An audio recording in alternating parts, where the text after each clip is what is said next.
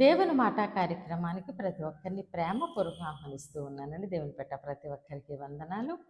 మీరు ఏ పని మొదలుపెట్టినా మొదటిగా ప్రార్థన చేసి మొదలుపెట్టండి. ఆ పనిలో దేవుడు విజయం ఇవ్వబోతూ ఉన్నారు. అలానే మన యొక్క యూట్యూబ్ ఛానల్ సుస్లత యూట్యూబ్ ఛానల్ ఇంకా ఎవరైతే సబ్స్క్రైబ్ చేసుకోలేదో సబ్స్క్రైబ్ చేసుకోండి, లైక్ చేయండి, షేర్ చేయండి. మీ యొక్క ప్రేయర్ రిక్వెస్ట్ని కామెంట్ రూపంలో తెలియచేయండి. ఈరోజు దేవుడు మన కొరకు సిద్ధపరిచిన ఆయన శ్రేష్టమైన వాగ్దానం చూద్దామండి. యోహాను సువార్త 16వ అధ్యాయము 24వ వచనము.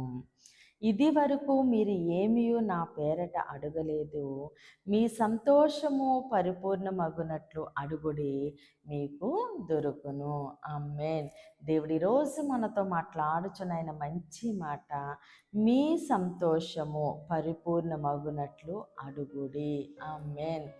దేవుడు చెప్తా ఉన్నారు, మీరు అడగండి, మీకు ఏది కావాలో అది నేను తప్పక అనుగ్రహిస్తాను. అది ఏ విధంగా అంటే మీ సంతోషము పరిపూర్ణమగునట్లు.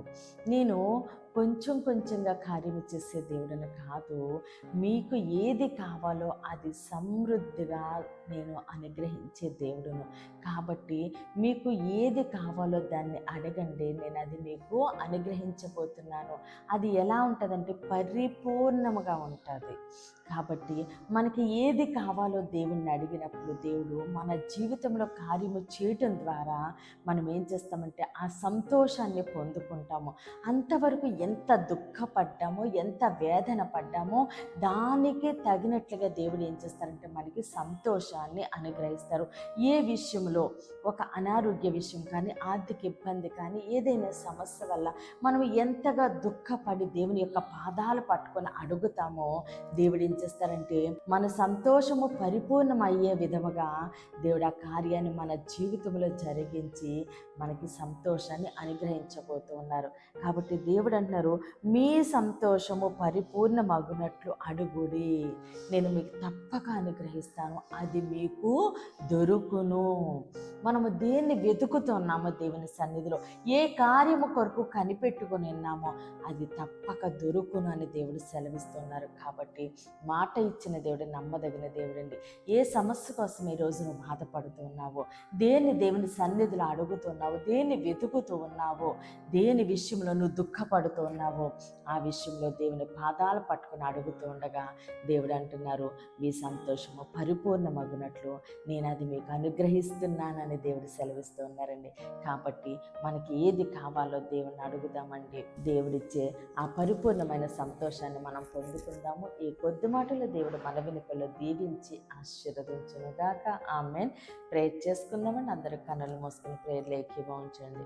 మహోన్నతుడ మహాగణుడ పరిశుద్ధుడానికి స్తోత్రాలు, వందనాలు తండ్రి.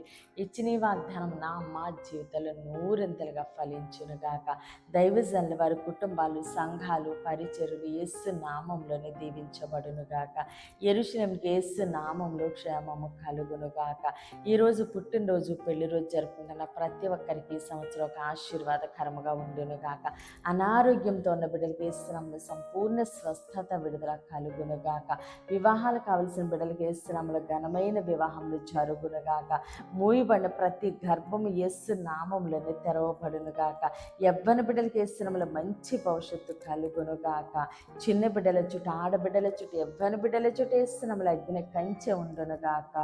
ప్రతి బిడ్డ రాకపోకలను దేవుడు తోడుగా ఉండి క్షేమమైన ప్రయాణం అనుగ్రహించునుగాక. పంటలు పండిస్తున్న ప్రతి రైతుని దేవుడు దీవించి ఆశీర్వదించునుగాక.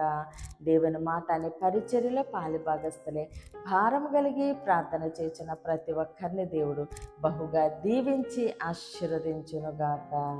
ఆమేన్, ఆమేన్, ఆమేన్. దేవుడు మిమ్మల్ని, మీ కుటుంబాన్ని దీవించి ఆశీర్వదించునుగాక. ఆమేన్.